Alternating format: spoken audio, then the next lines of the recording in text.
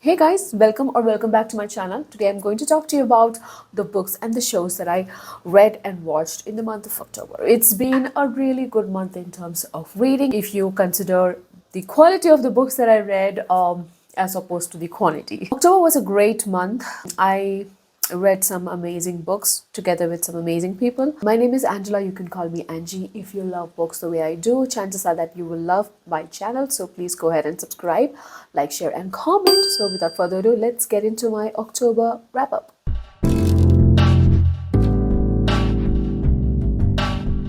In the month of October, I did a body read with Anita Gade and Joanna. We read Sons of Darkness by Gourav Mohanty. This book is Mahabharata inspired epic fantasy. The overall story is the conflict between the Magadhan Empire and the Madhuran Republic. Yes, you heard it right.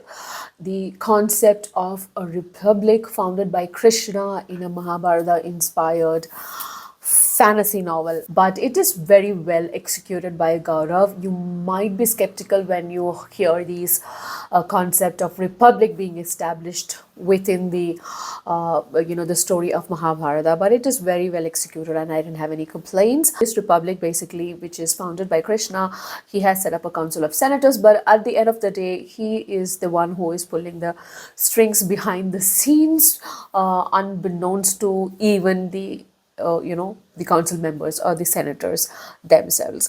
That's how cunning and strategic of a planner Krishna is in this story. We get multiple third person POVs when we move from chapter to chapter. We have the POVs of Krishna, of Karna, of Mati, of Shishupal, and all these various characters who are central to the story. The beloved and hated characters of Mahabharata do get their own unique twist. There are twists and turns that you might not see coming, which I really enjoyed. I had a little bit of problem getting used to some modern terms being used in this book and applied to this classical period. In the first half of the book, there was this one term, for example, used like right-wing fundamentalist, and that doesn't make sense back then because this is a term that was coined like during the French Revolution, right? Or yeah, around that time. So those small things that really bothered me in terms of the language, kind of very modern language used in a setting like this. I don't know if this is intentional. This is a question that I want to ask Gaurav. But like I said, towards the second half of the book, it was much more easier for me to get into because those terms suddenly disappeared. There were not many modern terms as such, or at least I didn't notice. So that's just minor, nitpicking from my side. But overall, this book kept me engaged and entertained throughout. If you love retelling of classics and epics, then you're going to love this. You have to go in with an open mind. That's a warning up front I want to give, especially if you're an Indian and if you grew up listening to the stories of Mahabharata, then you might have difficulty getting adjusted to these new colors that the author has given to these characters. So go in with an open mind. I'm sure you will enjoy it. This book is part one or book one of a book series, Raga of Rita. I hope that's how it's pronounced. I think it's a trilogy, but definitely a book series, so we can expect more books in this series. This was definitely a refreshing change from the, very white Eurocentric fantasy series that's available out there, which is the chunk of the market. So this was quite a refreshing change for me from those fantasies series that I'm in the middle of. The second book that I read in the month of October is book one of the epic historical fiction by R. Kalki, which is Fresh Floods. And as you know, the whole series is called Ponniyin Selvan. So Ponniyin Selvan means the son of Ponni. Ponni is river Ponni or river Kaveri. Ponniyin Selvan is basically referring to Emperor Rajaraja I. This book is basically chronicling the story of the early periods of the Chola Empire, mostly covering the life of Arulmozhi Varman. In book one, we see the events in the epic unfolding from the eyes of Valluvarayan Vandiyathevan is a close accomplice of the prince, and also later on goes on to become the chieftain of the Chora Empire or the Chora army. So the book presents a myriad of characters to the readers from the beginning itself. So you are encountered with all these characters one after the other. There are a lot of events to keep track of. It's a fast moving or fast paced story. All these characters that are introduced, they have their own agenda. We do not know their allegiances clearly in the beginnings. We try to uncover them along with Vandiyathevan as he journeys across the kingdom, trying to fulfill his mission. One of my favorite characters is the Vaishnavite spy who keeps on following Vandiyathevan wherever he goes, and the intrigue surrounding him. There is intrigue surrounding most characters, especially Nandini. I do not want to tell much about Nandini because I discovered it as and when I read it, and I would like you to also experience the joy of discovering all these small reveals on your own rather than me giving you spoilers. This book, as you know, has a huge or massive fan following or fan base in Tamil Nadu and also other parts of South India, and especially with the movie that came out just last month, part one of the movie, in fact, which came out last month. The interest towards this book has increased. The sales numbers have skyrocketed, so that's a good thing that people are picking up books and reading them. This book was written back in the 1950s, and over the years the fan base has only grown, and it's not a surprise because the characters that Kalki has woven so intricately, and the plot that unfolds with political intrigue, conspiracies, wit, mysterious characters, it's very immersive and entertaining. Overall, I really enjoyed it. I would give this a solid 5 star. This is a plot-driven book, but at the same time, it has very interesting characters as well. You will fall in love with some, you will hate some, you will fear some. So that was book 1 of Ponniyin Selvan, Fresh Floods.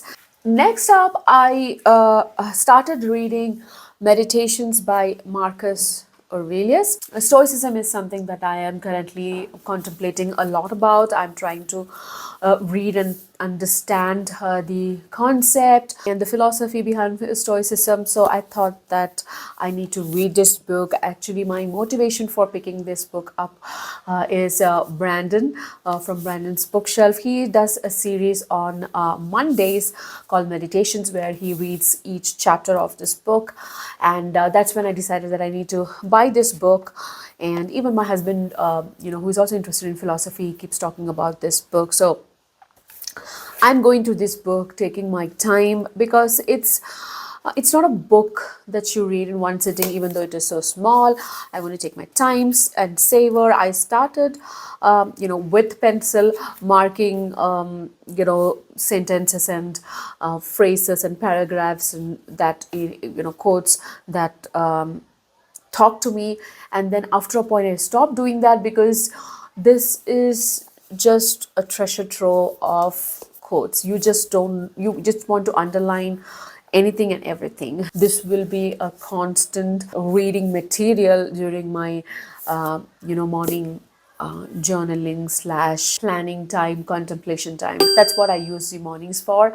So I think this will be a constant companion with me for a long time to come now. So that's Meditations by Marcus Aurelius. And then I also started reading Watchmen.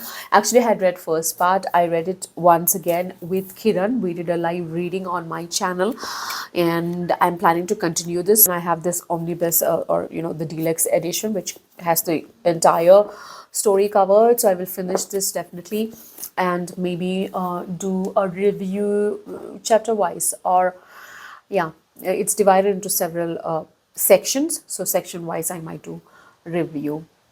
So that's Watchmen by Alan Moore. And then I also was able to finish a book which I started in September, which is The Curse of the Mistwraith by Janny Wurts. I do not have a paperback version with me. It is so difficult to find for some reason. Book 2 onwards It's available on Amazon, and I have book 2 with me, which I'm going through now, as you can see.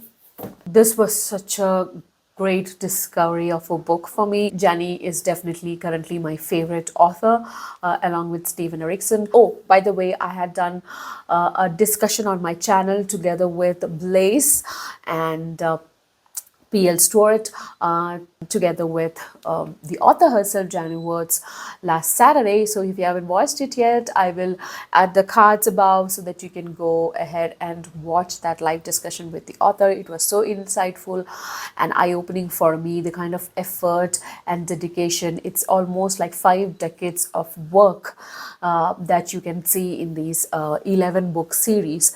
And I am only midway through book 2, or quarter way through book 2, and I can't wait to already reread, because I know that it's during the rereads that most people will be able to pick up all these breadcrumbs that she has sprinkled all over the books, and I'm interested in doing that mostly in my books. I did that with Harry Potter when I was reading for the second time. Also, I have done a review about that book. Now that I just listened to my review, and I felt that I fell short in selling the book enough, but I will do a better job with ships. I am hoping to love it. I know that a lot of people love ships. So ships is book number 2. Ships of Merior is book number 2 in this series. I also listened to a thriller in the month of October on Storytel as audiobook, and that is In My Dreams I Hold a Knife by Ashley Winstead. I really enjoyed it. I think I gave it a 4-star. It's about this woman called Jessica Miller. She is excited to go to a college reunion back to her university, Duquette University, and as opposed to how she was at the university, she is much more successful, much more prettier. She has lost a lot of weight, and she thinks that she can get all the attention she can. She also is excited to meet long lost friends from the college as well. They were a posse of 6 friends back in the college days, but the terms in which they all parted was unfortunate. One of the friends was murdered, Heather Shelley. Initially, her boyfriend was accused of murdering her, but he was let go of. And once Jessica reached there, and she meets all her friends, and they realize that not everybody has moved on, and somebody is trying to actually catch the real killer. And we do get to know who the real killer is through a roller coaster ride of suspense and jaw-dropping reveals. So I quite enjoyed this book. Nothing much to complain about, but nothing much to praise about as well. It was a very well written thriller. That was all the things that I read. Then in terms of watching, I started watching The Peripheral, which is playing in Amazon, from the same makers as Westworld, and I love Westworld, so I got onto it, and it is definitely as intriguing, mysterious, mind-bending as Westworld. So there is time travel involved. There is, I think it is augmented reality. It's one episode each week. So I finished 1, 2, 3, I think 4 episodes till now, and waiting for next episode. So a new episode comes every Friday. Then I watched a Malayalam movie in the theaters after a long time. I've not been to the movie theater, I think after COVID. Rorschach is a Malayalam movie that I watched. I really enjoyed it. Again, there is this very psychological elements in the story. I'm not a movie reviewer, so I will leave it at that, but definitely I enjoyed it. Then I watched another Malayalam movie on OTT, Nathan Kesugoda. So basically it means, if so, sue me. And oh my god, so far this is my favorite movie of 2022. I really loved everything about that movie. I watched the movie 3 times, even though I didn't have much time. I watched it once on my own, second time I watched it with my husband, and the third time I watched it again on one of the weekends when I was like, okay, I need to watch this again because this is such a good movie. So yeah, that's how much I loved that movie. look it up. There are reviews by American reviewers. Those were the things that I watched. I can recall. I didn't watch much also. Most of the times I'm busy, covering my watch later pile on BookTube, because there are so many BookTube videos that I want to watch. So most of the times I'm doing that. So those were the books that I read and the movies I watched in the month of October. I hope you enjoyed it. If you have read or watched any of these, please let me know what you think about them in the comments below. I will see you soon with the video. This is Angie signing off. Bye bye.